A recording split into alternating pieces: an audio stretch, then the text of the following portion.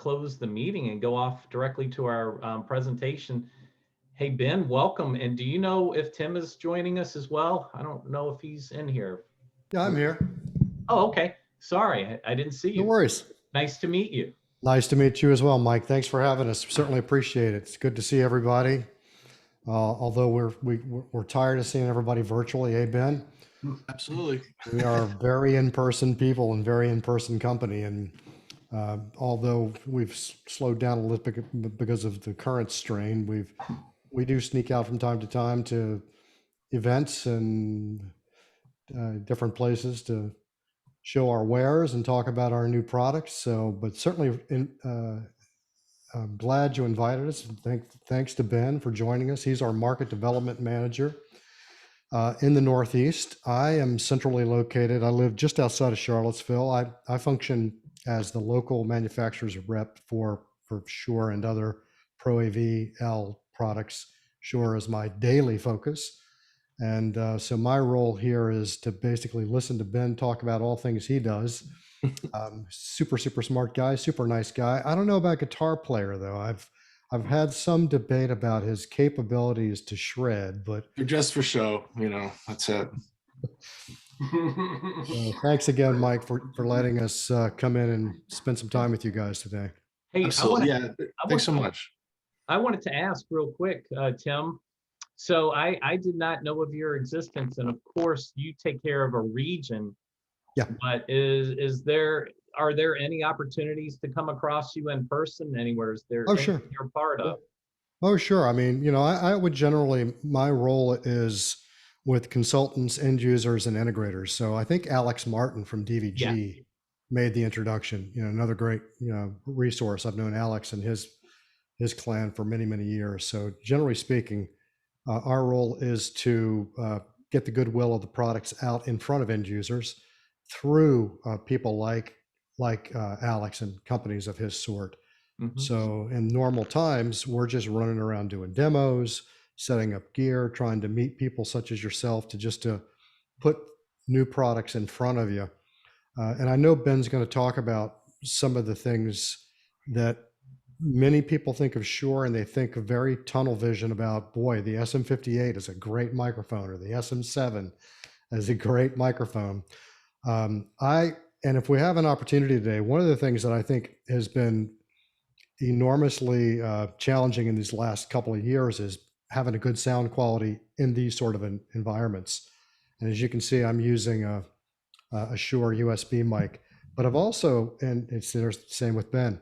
So I've also got a couple other things that if we have the opportunity, you can listen to some of the other more DSP related products that I have hooked up in my system. Microflex Advanced, STEM Audio is a company we recently acquired. And the whole market of being able to be heard intelligently and intelligibly in meetings has been the key focus for the last couple of years. So if we have that opportunity, I want you to think of Shure as nothing more than a big company that does a lot of great things, including some digital signal processing that a lot of people just don't know about. There is a really cool demo that if we get a chance today, I want to show you what's called the denoiser. You will be dumbfounded by it, but I don't want to steal Ben's thunder. If we have a little bit of time at the end of the program, I'd like to at least show you those couple of things. Yeah, that'd be nice. All right, take it away, Ben. Thank you again. Thanks so much for having me. Yeah, this is really fun. I mean, I love to nerd out and talk about tech and audio, and it's just like it's like a dream position to do both.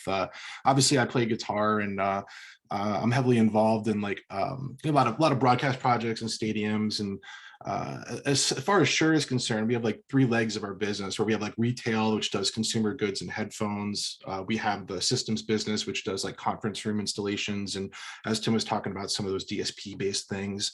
And then in my world is the pro world, which we call pro. And obviously everybody thinks of Shure as live sound and SM58s and that sort of thing. But in recent times, we've really been a lot more involved and heavily involved with some of the things we're not so familiar with, like broadcast facilities. And if you haven't heard, we've been very successful in the wireless portfolio with the Axient Digital product we'll talk about with broadcast facilities, and also with live streaming, microphone solutions for all those apps and live view and all that type of stuff to make broadcasts from home and working from home easier.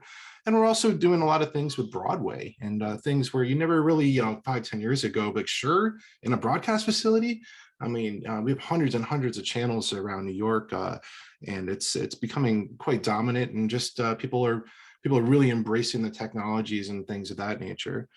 So I love this stuff. I mean, on a side note, like I like to dabble electronics and Linux and Raspberry Pi and all that kind of stuff. So this is right up my alley. And what we talk about today is really not necessarily a sales pitch, but I kind of want to talk about some items that we have that you may not know about, that could be problem solvers for you, or just like, wow, look at this cool technology that Shure is kind of starting to do. A lot of it, like I mentioned before, is that we do have like these array microphones you might be familiar with. Like a lot of them look like ceiling tiles, or maybe look like a sound bar that goes under your TV, but they're made out of tens or hundreds of microphones in an array. And then with that technology, we can do beam forming and actually steer that microphone kind of remotely. And this has typically been a systems product, but there has been some cross-pollination, especially with broadcasters and sports stadiums and things like that have made that technology work for broadcast and kind of been problem solvers and such. So I have a few slides, if it's cool, if I can share here. I think I have the permissions. So Yep, yeah, perfect. Awesome. So as I was mentioning, I do a lot of things with sports facilities and stadiums and sports teams and leagues and all that type of stuff. And some of this thing here is really interesting because it talks a little bit about that cross-pollination. And in the Shure world, yeah, I'm pro and I like broadcast, theater, live sound, all that stuff. But there is some cross-pollination with the systems folks and us, and we work together. And sometimes it may be like a sports broadcast facility, and you're kind of in the middle there, or there's a hybrid approach. So what's really neat to me with this being with Shure is like we make the products as the manufacturer. I work directly for the manufacturer, but what people actually do with them is kind of mind-blowing. And we'll have more examples of that, of like we made a product that does this, but somebody's like, hey, can I use it for that? And it works. And you're like, I never thought of that. So we've seen that especially in recent times with the location sound or the film industry or TV and episodic type of ENG work. Where obviously we weren't very well known, except for back in the day with the FP31 and 33. Yeah, I'm sure you're familiar. You probably had them yourself. But anyway, back to the array microphones. These are kind of like ceiling tile-esque microphones that can be almost invisible in a modern conference room. They come in different colors, and to the untrained eye, they look just like a grill or a vent, or nobody's the wiser. But on the 910 or the MXA 910 has been very successful in all those boardroom and conference room applications because it's invisible. There's nothing to set up or mess up, and you have complete control over how the microphone operates. We call them lobes, and the lobes like steer around. So as you're setting it up, you can obviously use a computer or a web-based browser or a Shure Designer software to kind of steer those lobes around. You have up to 8 lobes with an auto mix as well. And you don't have to use all 8 if you don't want to, but you can basically drag and drop. And what's really neat about the product is how easy, it's connected with one Cat5 cable, one Cat5 cable, which carries power over Ethernet or PoE. And that also provides the audio out and the control in and the power. So it's just one cable to hook up, and it's good to go. Hey, question. Yeah. Are you going through slides right now? Yeah, a few. Yeah, we're only seeing your introduction slide. Oh, okay. What's going on here? Oh, it paused my share. Bring my window to the front. Oh, okay. I think you're back in. I'm sorry about that. No, it's okay. It says,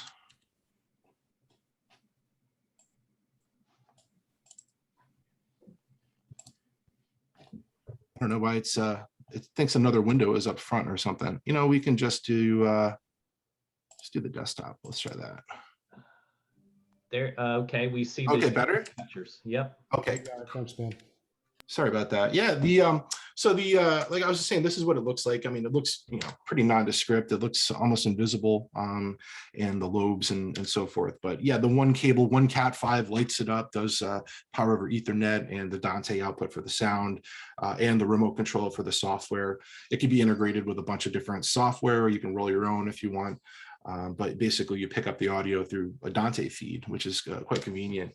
And we have a newer version here, which is called the MXA 710. And it's a it looks like a sound bar, under your television on the wall. It's meant to be mounted in the horizontal, or you can do it in vertical as well.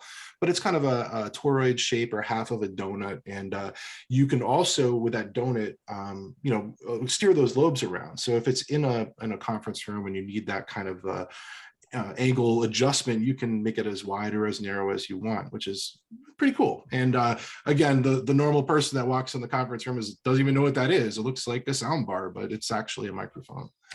And for the professional applications or temporary applications, maybe we think of maybe side of a field or side of a boxing ring, or just got a run and gun temporary setup. Something like this is perfect. You can just throw it on a pole and be done with it.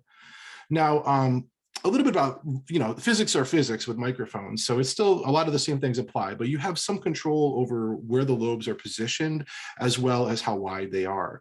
But much like a flashlight beam, the farther you are away from the sound source, the beam is going to get wider and it's not going to be as pinpointed. So, there are some restrictions as far as how far you can, put the microphone. And, as the closer you get to the microphone, the better the sound. I mean, it's not rocket science there, but you do have a lot of control over these type of beams and applications. And if you look at the kind of intended use of this, it would be like putting a lobe over each person at the conference room, and the microphone has some smarts or some DSP built into it, and it can do things like auto mix, which we're pretty famous for our auto mix units, our hardware rack units, which we should still offer. And we put it into like a software platform. We'll talk more about that later. But again, another top-down view of what one microphone may look. And this is just one scenario. Again, because it has 8 lobes doesn't necessarily mean you have to use all 8. A lot of times 1 or 2 or 3 is more than sufficient.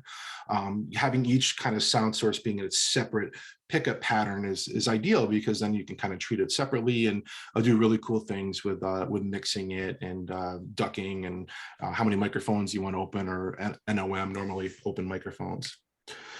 So as far as like what we're concerned about with broadcasts and some solutions, you know the deal. At some sort of press conference, and after the game, you got the coaches up there talking about how they did today, and a reporter or somebody in the field asks a question, and you can't hear them, and by the time you get a mic to them, it's too late, and nobody's really throwing shotguns up there to microphone and such. But on a recurring basis at a lot of sports arenas, especially like the Bears here in the PNC Center, they have a 910 in the ceiling over the press, and that's specifically to pick up those questions when they ask, "Hey, how'd you do with the game today? What was it like to lose?" or whatever. So this is kind of a neat solution that is kind of invisible and repeatable and doesn't get knocked by anybody, or it's built into the kind of the room, if you will. And you can see it there, just kind of tucked up in the ceiling, away from everything, and just on. And that feed will output to Dante, and you can do whatever you want with it. You can put it to share it with the reporters or the broadcasters that are there, or make your own recordings from it. Super discreet, less likely to get knocked around and all that. So here's another side shot of what it's like. And as you can imagine, there's really no need to pick up of the presenter at the lectern there, but shooting back towards the press is really the idea in this particular instance. So just an example of some cross-pollination there with Shure systems stuff and Pro or broadcast.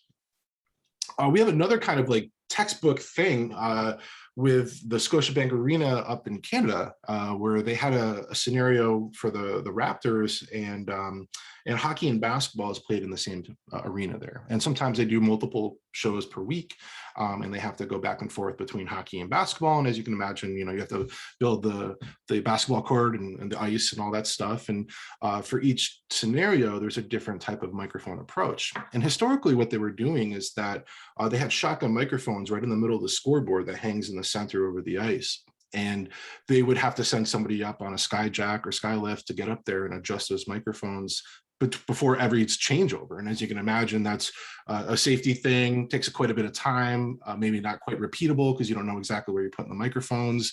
And you got to send a human up there way above to kind of tweak those microphones out and put them where they are. And it's different. You can't just leave the same type of microphones up there. So they had the idea to do a test with an MXA 910 or the square array mic in the bottom of that scoreboard. And they did some A&B testing, and they found that actually it sounded quite good, and it actually reduced some of the unwanted sound versus the shotguns. So as this slide says, they're using it for both the suites and the clubs that are built into the building there, as well as broadcast feeds, and they can split that off from Dante. And what I think is the coolest part from like a nerd perspective is that it's all controlled by DSP. So, it's automated, and they basically can hit one button and it will go to each of the presets, and they don't have to do anything, and it's all set. So 2 910s up in the scoreboard, as we talked about earlier, they have 8 pickup patterns or 8 lobes per unit. For the basketball, they're only using 4 per, even though they have 8, they're only using 4 because that gives them a nice enough coverage for the court.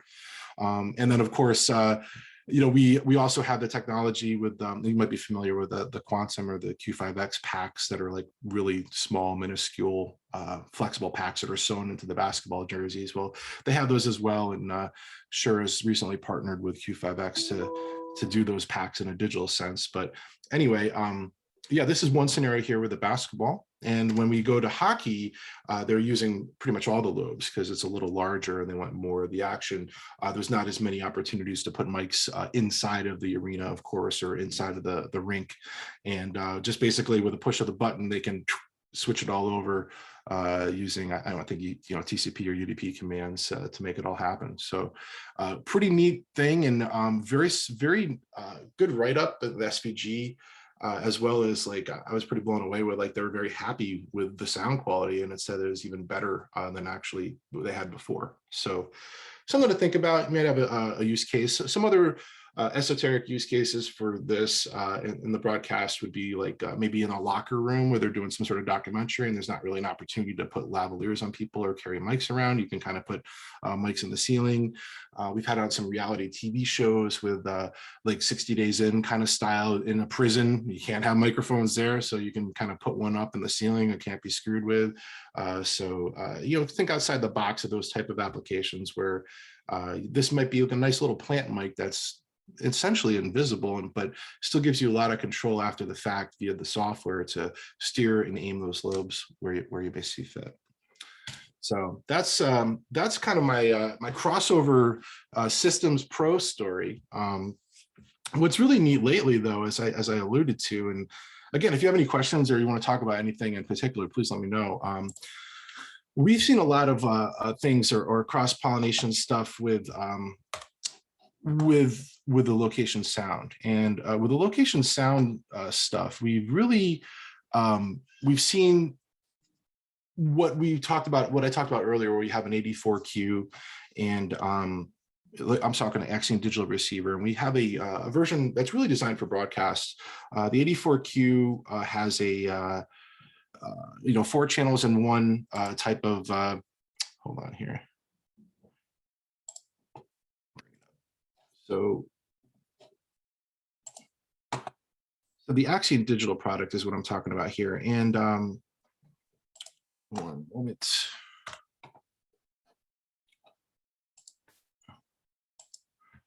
And you hopefully are familiar with it. We've had great success in the broadcast realm. Like I was mentioning, we have hundreds and hundreds of channels across the nation, and a large population in New York as well. because it's rock solid and it works, and it's the newest, wireless digital technology. But not to get too far off track, but we've had this quad receiver for quite a while. This 84Q was released at NAB 2017, and we have a version for corporate or broadcast where you have a redundant power supply. So you have a IEC cable, and you have a 5-pin XLR. Can take about 12 volts or what have you for a B power rail. And if the primary fails, it'll switch over. And we have broadcast facilities that are using it for that purpose. And that's mainly how it was designed. But what we found is that location sound mixers were taking this unit and using it because of the DC powering option. Normally what would be used as a fallback, they were using it in their sound cart. And their sound carts have a battery and a large battery in them typically, and they're on wheels. And they were using this out in the field because of the DC powering option, even before we had our portable out. So that has gone all the way to like the top, and arguably some of the most famous sound mixers out there, like Todd Maitland from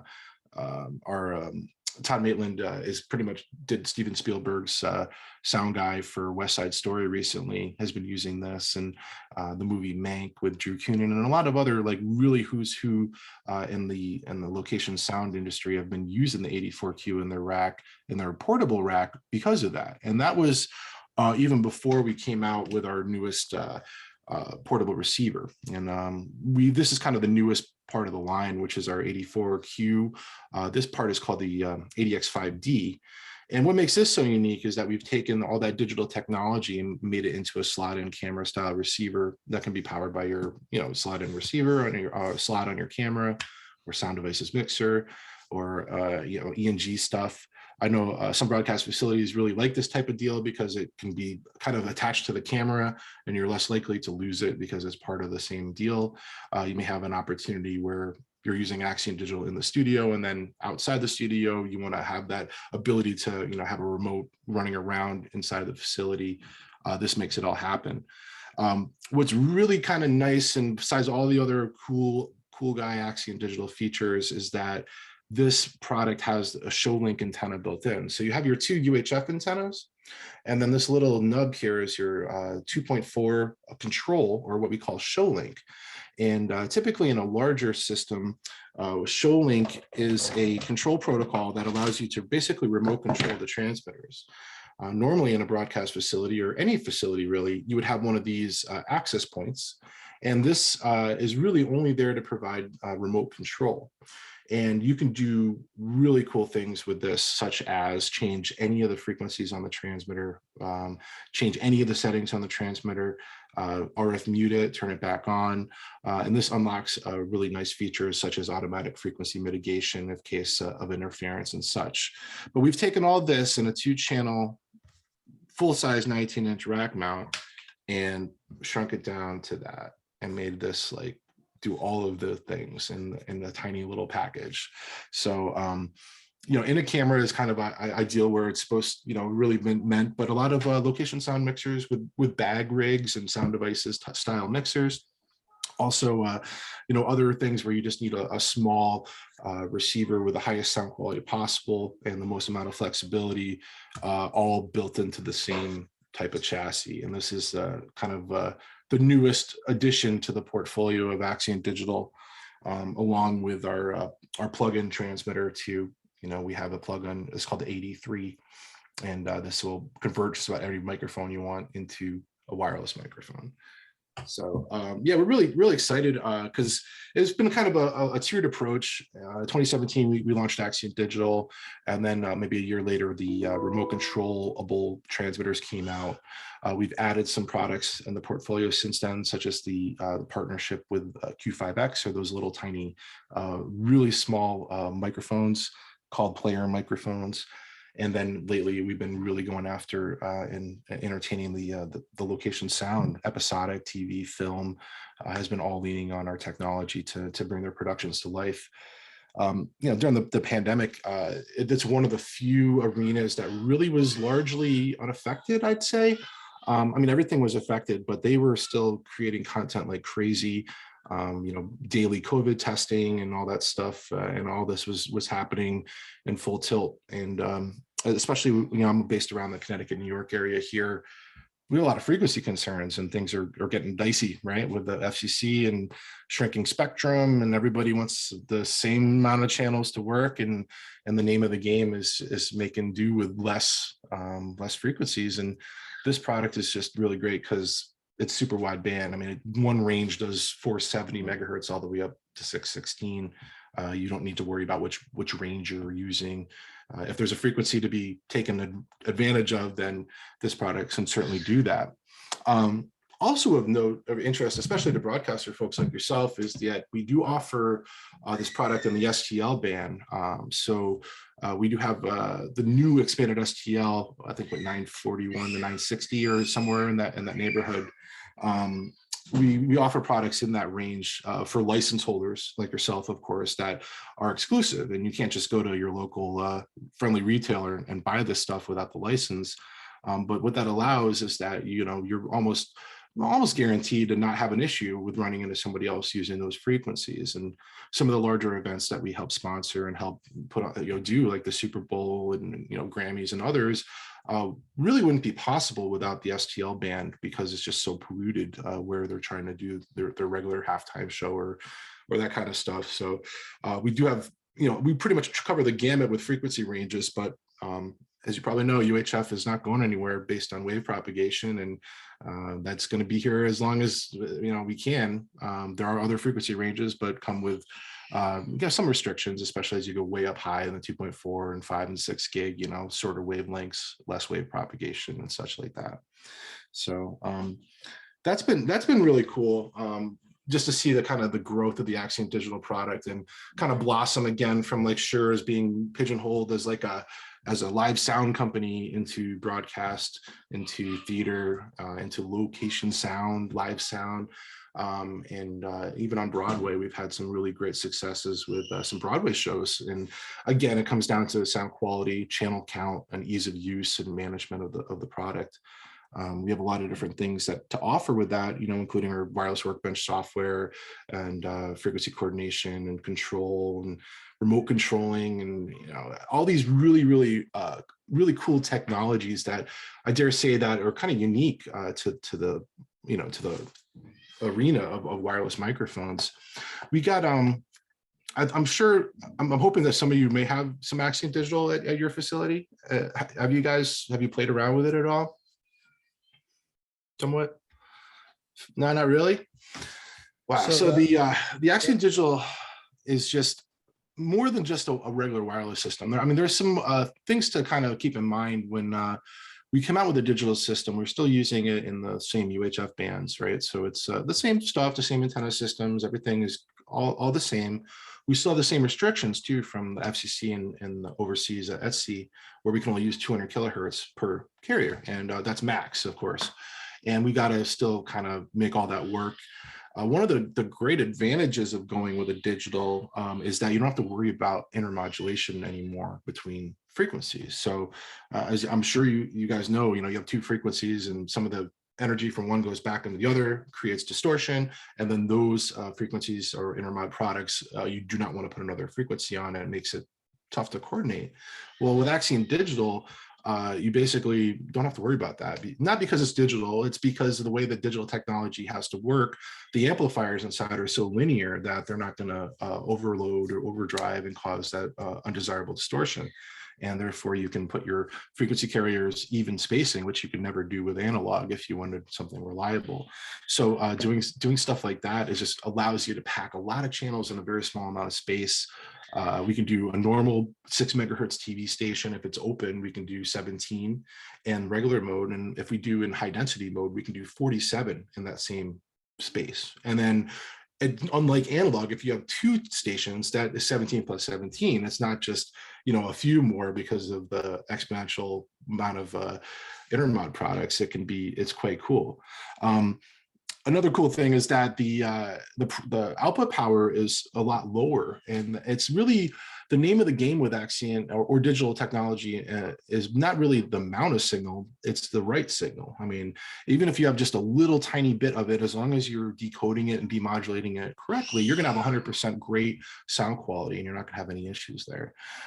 So it's really kind of a new way of thinking about using wireless in dense environments with a low amount of output power, but still achieving great distances. For example, like 10 milliwatt is the kind of the new regular output power, and that's akin to 30 or 50 in analog.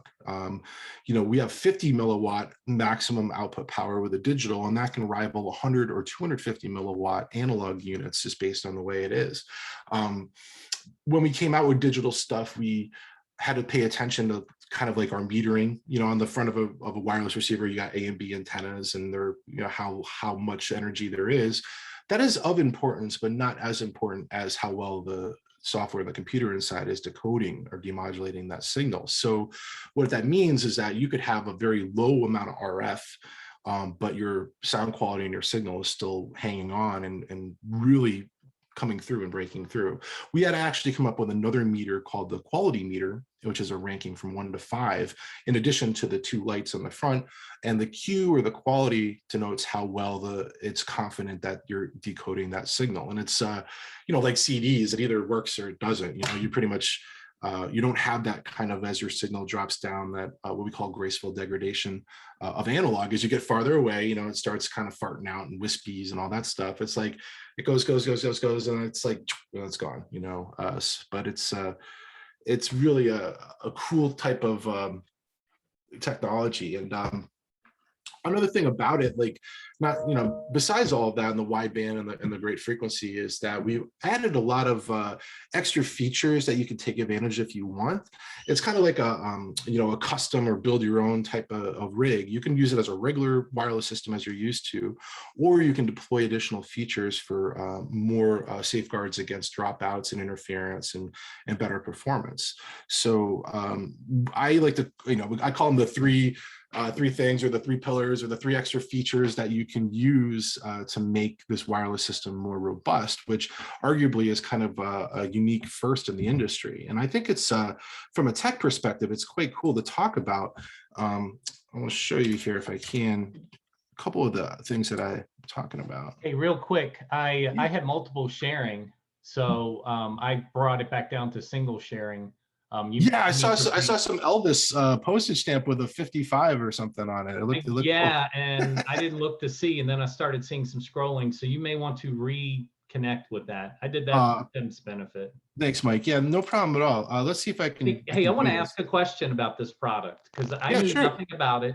There are TV people here who I would think have an idea, but was it born under the idea that, hey, we're losing more spectrum, you know, with the commission's changes, and this seems like a great solution for that? What inspired this action? Absolutely. Well, I'll give you the brief overview. Is that we had the Axient analog product 10, 15 years ago, and that was groundbreaking for the time. However, it was analog, and it basically kind of dipped our toe into professional, high-end, true diversity analog wireless with a backlink or remote control, and that's where the remote control portion was done. And that was cool, but arguably very expensive. Back then, it was like $9,000 a channel or something. It's extremely expensive, but top tier national broadcasters, you know, bought into it heavily, as well as, you know, rock and roll and others.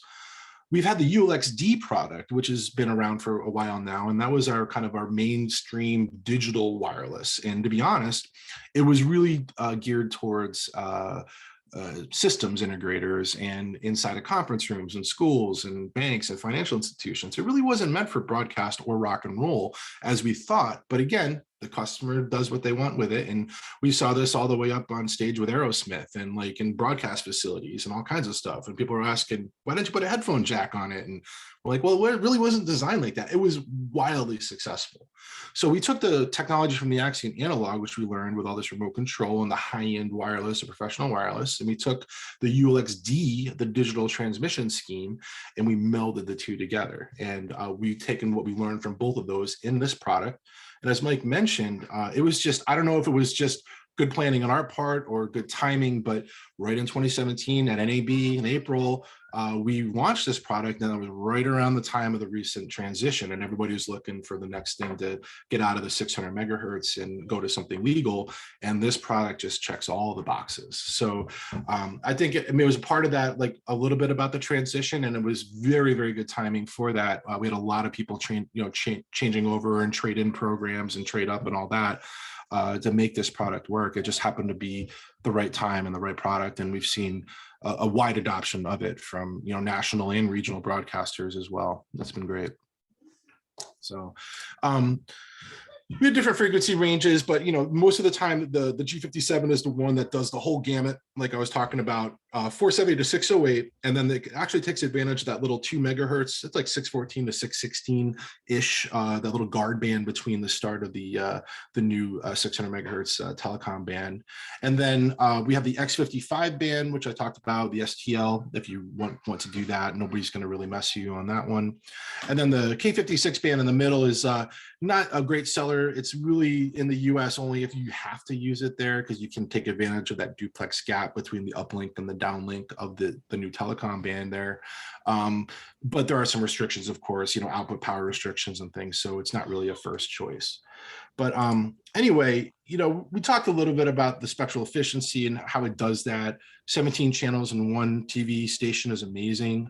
47 in our high density mode. The typical analog wireless, as you might know, would maybe get about 8 to 11 in one TV station on a perfect day. And if you have 2 TV stations, it doesn't mean you're going to get 8 or 11 times 2 because of intermod. But with the digital system, you can. We can put these carriers 350 kilohertz back to back to back to back and have no problems. As you can see on the scope here, it behaves itself wonderfully. There's no intermod products that you can see. And if there are intermod products, they're beneath the noise floor. I know our engineering staff hates to say that it's like intermod free, or, we don't really market it as such, but essentially is, in real world scenarios, you're not gonna have to worry about that. And honestly, it's a lot of the only way that a lot of these productions and things can work these days is due to this type of digital technology. Here's like a couple slides from like 47 channels in 6 meg on HD mode. We're using a little bit more compression here to pack the spectrum. And then here's 100 channels and a little over 2 TV stations worth. And it's not just on paper, actually working and being reliable and such. We got some really cool proprietary technology that allows us to do this. Hey, question about the frequencies. The STL band, which might be of news to some folks, I forget when the FCC allowed that, and it's very restricted in power. How many, do you have an idea of how many people are users of that for those of us who maintain STLs?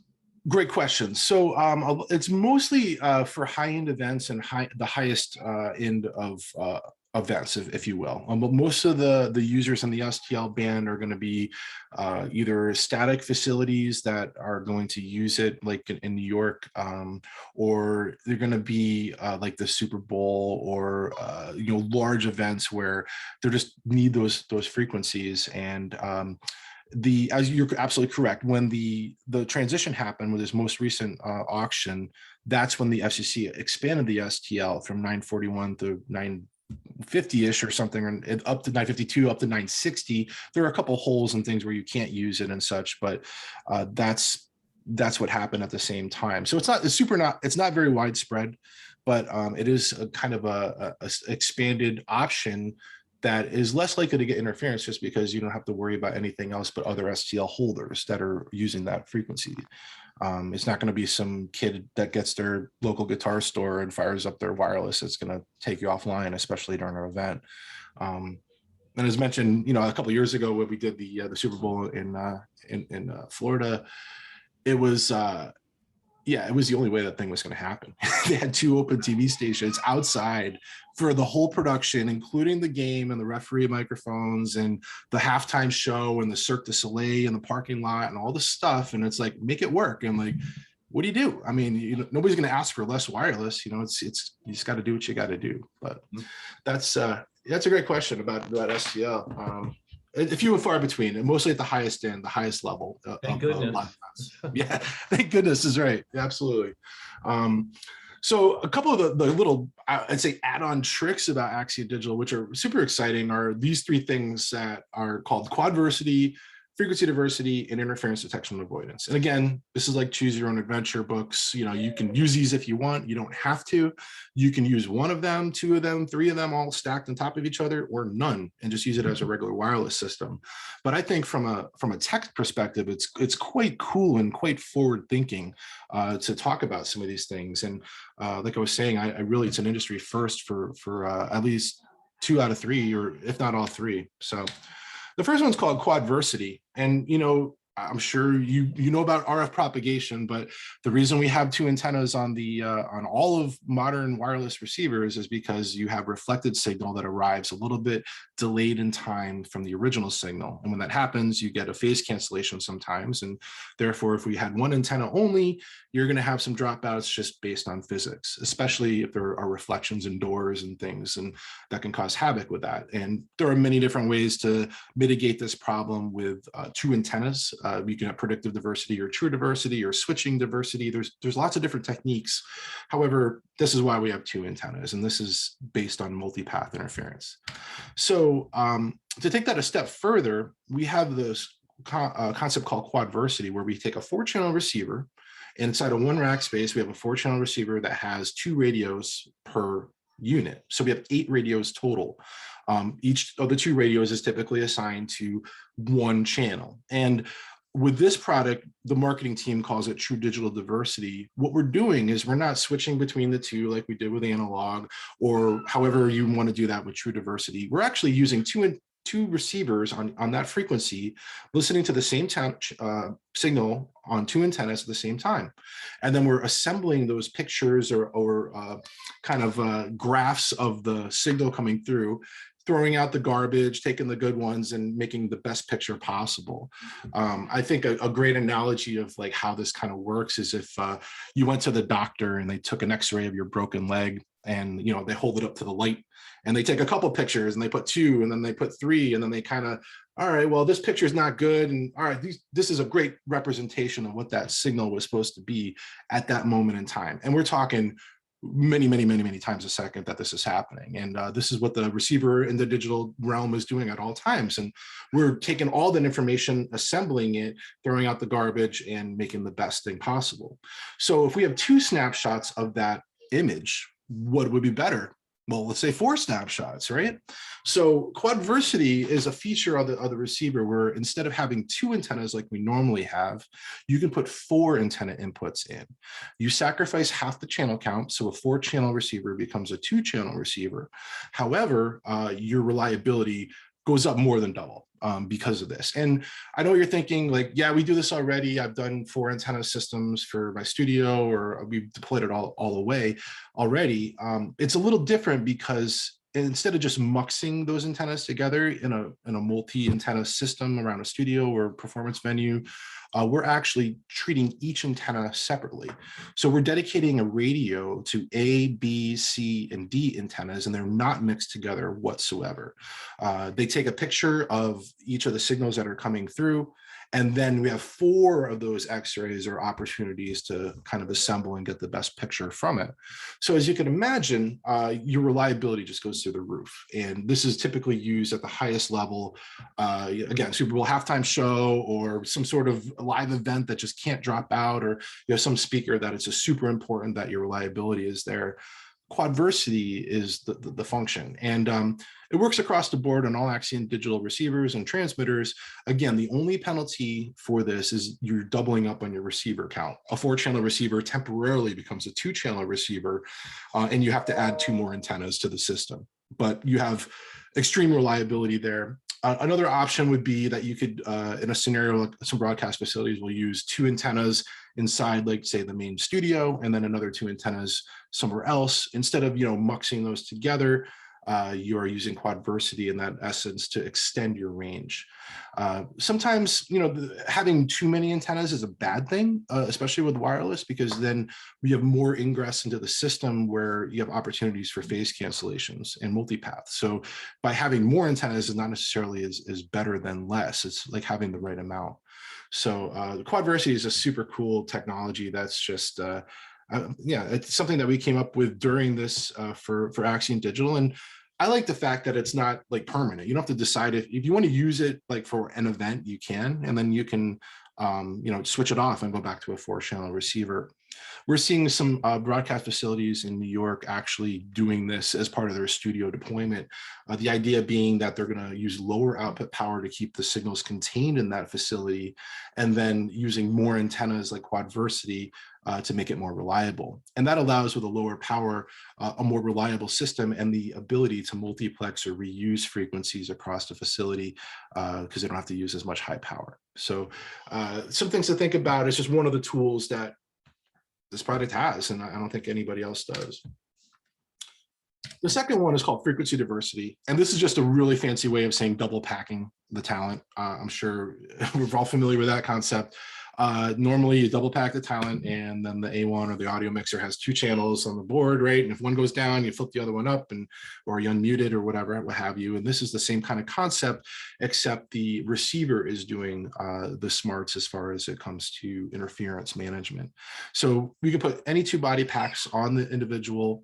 Typically we'd use either 2 lavaliers co-placed together right next to each other for, you know, phase coherence, or we can use a Y cable with a single lavalier, so it's exactly the same phase coherence. And you dedicate, again, 2 channels for 1 channel of audio. And what this product does is it will determine if, like in this scenario here, if frequency at 500 megahertz gets stepped on, it'll automatically switch over to frequency 2, which is carrying the same audio for 550. And there's 0 gaps in the audio. It does not have any gap or latency or anything. If something squashes your 500 megahertz frequency, it's going to flip over to the other one. And it gives that control to the receiver to make that determination, because it knows very well if it's having a problem receiving the transmitter. So this is one of the frequency diversity concepts that is available. And it's, again, across the board. There's nothing fancy. All of the transmitters can do it. You just have to set the receiver up that the same audio is coming through. And then on the back of the receiver, you know, your XLRs or Dante or whatever on channel 1 and 2, for example, they become the same. It doesn't matter if you plug an XLR into channel 1 or 2, whatever the switch is doing internally here, you're going to get the same audio at the back end. So it's a nice little extra layer of reliability if you're going to double pack somebody anyway. It's an option. And then to take it to the next level, we have something that's completely brand new, from a tech perspective. It's amazing. This handheld is called the ADX2 FD. It looks like a regular handheld microphone, nothing fancy about it. Yet it broadcasts the same audio on 2 different frequencies simultaneously, and it can. So instead of switching between one or the other, you can set 2 frequencies in this microphone where it can blast that audio out and be caught by the receiver. And again, instead of switching, we call it combining, because it's like quadversity. It's not determining, oh, well, frequency 500 was better and 550 is better. No, it's taking those images and it's kind of stacking them on top of each other again, like that X-ray analogy I was saying, and making the best assembly of all the bits and all the pieces and so forth. The reason we can do it with this product and not the body packs is because the same transmitters are in the same housing on the same, arguably, the computer that's clocking them together, right? And they can be exactly the same audio image from a bit perspective, where 2 body packs are going to get the same audio, but how they encode it and decode it will be slightly different because they're not clocked together at the same time. So again, this is like highest level, can't drop out. You need the best amount of range, super anti-dropout. It's got to work. This is it. This is the product. Question about that. Yeah. So is there, for borrowing a term from Gates Air, because that's where I got it, is it splicing those together? Or stitched is a term they sometimes use? Or is it just one signal or the other at the same time that's clocked? How does that work? It's splicing them together. Well, it's sending them on 2 separate paths. So you have 2 separate data streams of arguably kind of the same audio information with different carrier information. So the overall package is probably a little bit different, but when it comes down to what the actual representation of that wave was supposed to be at that moment in time, it should be the same. And that's the reason why this can work. Where the body pack ones wouldn't be, even though they're coming over 2 different separate paths or 2 different Ethernet cables, if you will, they're going to be slightly different representation of the audio. So this is really that same type of quadversity approach where we are kind of layering what that image is supposed to be at that moment in time and making really, really fast decisions about what is good and what's not. Okay, interesting. Thanks. You're welcome. Yeah, the other cool thing is that this transmitter, if you're not using the 2 frequencies inside at the same time, you don't really care about that feature for the moment. You can put it in another marketing term called coherent coupling, where you can stack the 2 transmitter amplifiers on top of each other and get the highest output power. You can get up to 50 milliwatt, which is the highest performing in the series. And as I mentioned earlier, 50 milliwatt digital is like akin to 100 or 250 in analog. It sounds weird. I know it's weird going on set with a 10 milliwatt transmitter, but it honestly outperforms even the higher powered analog ones, and it sounds even better doing so. And then the last one, I think you might have heard of this one. Everybody calls it frequency hopping. We're kind of known for it. When people think of Axient and that term, this is what they're talking about. And this is the automatic frequency mitigation process and how it works. And again, we have this in some broadcast facilities that are down with it. Some aren't down with it because they like to control themselves, or there's just not a lot of frequencies to change to. But it's kind of cool to go over the process of how this all connects together to understand what it can do for you and why it's cool, right? So interference detection and avoidance is what it's called. And how it works is you normally deploy your frequencies to your receivers, however you do it, with wireless workbench or the front panel, for example. And you coordinate to make sure you're on clean frequencies as we normally do. And then what you do is you also calculate additional pool of backup frequencies. And again, before I worked at Shure, I had a misconception that you needed a 1-to-1 frequency ratio. If I have 12 channels and I need 12 channels of backup, this is not so. You can have 12 channels in one backup channel, or 12 channels and 100 backup channels or more. It's up to you and your facility and what's available for spectrum. But what you do is you deploy those frequencies to the receivers, and then the pool of how X amount of channels, whatever that is, on this piece of hardware called the AXT600. And the AXT600 is basically a box that has 8 radios in it. And its sole purpose in life is to sit there with those backup frequencies that you told it to watch for and go through each one of those frequencies in order and rank them from cleanest to worst. And it's just prepared there as a frequency server on the network. It's plumbed into your antenna system. So it's obviously seeing the same picture as your RF landscape as your antenna distribution. And it's also networked, of course, over Cat5 or your gigabit network there. So how it works from a visual perspective is I have 12 frequencies on my receiver. My backup frequency at the AXT600, they're going down and just kind of going in a loop over and over and ranking the best to the worst. And the red one would be the one that's in the worst shape, and the green one is the cleanest one for the longest, et cetera. The receiver says, "Hey, I got a problem with channel 3. It's done. I'm getting stepped on. It's bad. I need help." So the receiver makes that determination because it knows I can't hear the transmitter anymore and there's an issue. I'm getting interfered with. It's smart enough to know that. So it asks the AXT600 frequency server for a frequency. It says, "Hey, I got you. I've been listening to this one. It's the cleanest for the longest. Here you go."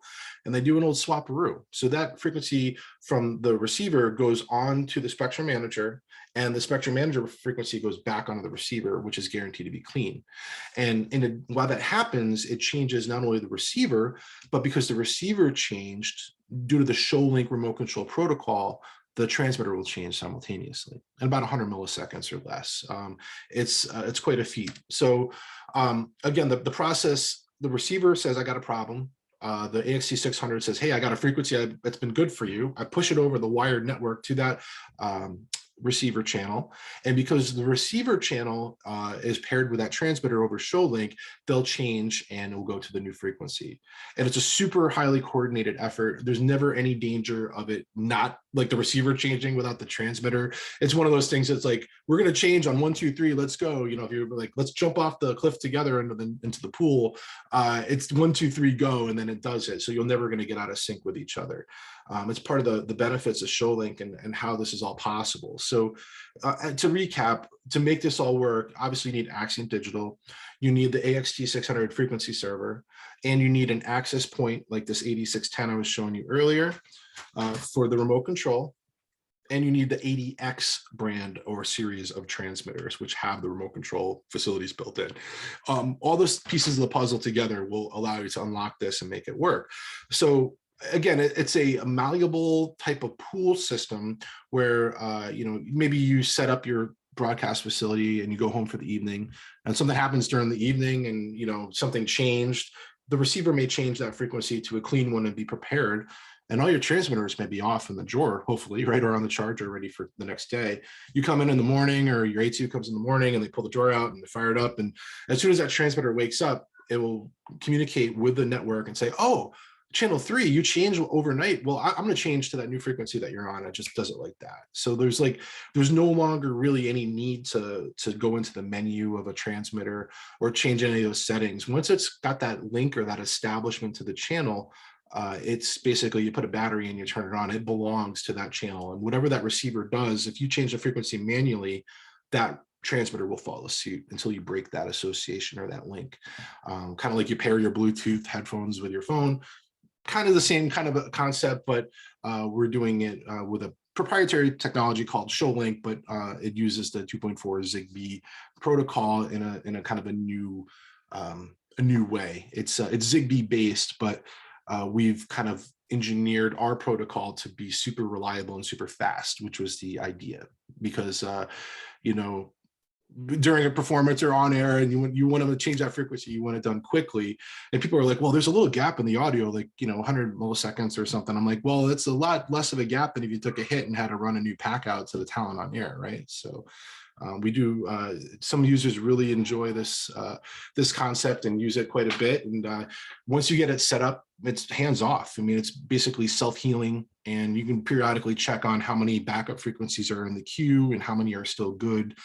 If you have an issue where the backup frequencies slowly become polluted and they're all red or all bad, then maybe it's time to do a new frequency coordination. But it's a really well orchestrated way of just kind of hands off, not worrying about frequencies and self-managing. A lot of these things we can do remotely these days. The name of the game, you can VPN into your facility, take advantage of wireless workbench and make some changes if you need to, and you don't really have to touch the hardware. I mean, you can do it all over TeamViewer and such. It's quite cool. I've set up quite a few stadiums and frequency coordination doing that stuff in a pinch. When people need help, I can just log in and change those, make those changes necessary. So anyway, not to bore you to death with the Axient Digital, but I think this, like, the three different things are super cool, and it's not really forced on you if you don't want it when you get the product, because you can grow into it if you need these features. Not everybody's going to need all this stuff, but and again, as I mentioned earlier, you can stack them. So if you want to go crazy with it, which has been done a few times, I think like Timberlake at the Super Bowl a few years ago, they use one rack and they used it in quadversity, so that 4-channel receiver becomes a 2-channel receiver. And then they're using a frequency diversity handheld on those 2 channels. And therefore, you're dedicating that entire rack to one microphone. All 8 radios are making sure that microphone doesn't go off air. And you could go crazy with it like that if you want, but normally we don't even need that, which is quite cool. All right. Yeah. Thanks for that. No problem. Yeah. Tim, were you going to speak something about the other microphone line? Well, I will say, Ben, thank you so much. He has a wealth of knowledge. I'll give you just a real quick personal situation with Axient Digital. Christopher Newport University. President didn't like when his microphone didn't work at all. So they put Axient Digital in there. No more do we have to run a stagehand out to the president when he's giving his presentation. So that kind of fail-safe operation can't fail. It's where Axient Digital has just shown. In quadversity examples, we got numerous universities for referee packs where they can't quite afford to get, well, not that they can't afford it, but they don't necessarily need ShoLink necessarily, where we can use quadversity. So future topics, Mike, maybe in the future, if we have some more patience to listen to what we have to say, we might go a little bit further into RF, maybe a wireless workbench, if that's of interest to the group. I think so. I'm not sure radio frequency for performance. would be something that we couldn't talk at ad nauseum about. In fact, we spend days doing it. At many of our in-person webinars are usually 2 days worth. So if you have interest in that, we certainly can, schedule that for you in the future. So I know we're on a tight schedule. I just wanted to give you a quick overview or a quick example of using different types of technology and microphones. I'm using that Shure MV7, which is a USB microphone, which I think all you guys know that we're into the USB world now. I've just switched over to a tabletop boundary microphone. Now you're starting to hear a little bit more of the room, right? Mm-hmm. As opposed to me being direct in front of that energy. So one of the things that is just remarkable about this one piece of technology, if I can get to my DSP real quick and show you what we refer to as denoise. Big problem in meeting spaces these days is somebody's making noise, Did you guys hear that? Yeah. Somewhat, right? Yeah. Somebody crumpling paper. Not a good thing. With denoise, get to that algorithm. Let's see. Bad? Yeah. Terrible? Yep. Worse. Worse? Mm-hmm. Pretty amazing. Much better. So people think of Shure as diaphragms, microphones. I mean, there's a high technology curve going on in our engineering departments these days. Software, DSP, USB. If you look over my shoulder here, you'll see, let's see if I can zoom in on it. You'll see a Shure loudspeaker. And another topic maybe going forward for you guys, if you have interest in digital audio technology, is Dante. And I don't know how much you guys get involved in some of that aspect of technology. Would be glad to have a discussion about that if you have interest in that. Why would you say that? We all use it. Even radio is starting to use it. We're trying to avoid it these days because it's just daggone hard to get. I'm just kidding. No, I mean, we've spent years trying to get the technology widely adopted. And there's an example of a digital Dante loudspeaker, a digital Dante.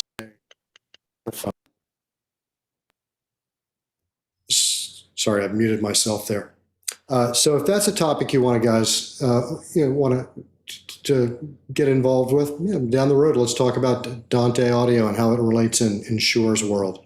Sure. So we have a couple of topics there. If you want to look down the road, months down the road, do some wireless workbench, perhaps Dante audio technology, be glad to do it. If you want to talk about things that are outside of the pro market and USB microphones or conferencing microphones, it's a wide berth of products. We have a need for all of that, truly. So yeah, it'd be nice to continue on then. Well, certainly appreciate your time. I hope we were of some use today. Ben, thank you. You're always welcome at any of my presentations or any of the meetings. You know that. When we're traveling again, come on down. Thank you. Yeah. Again, if you guys need something locally, I'm in the Charlottesville market. So if you need to demo a product, you want to know more about it, feel free to reach out. Great. Well, thank you very much. Actually, we need to hand the meeting over to Tidewater for them to have their SBE meeting. So thank you. Thank you guys very much. Have a great day. Thanks, everyone. Thanks. Bye now. Bye. All right. Todd?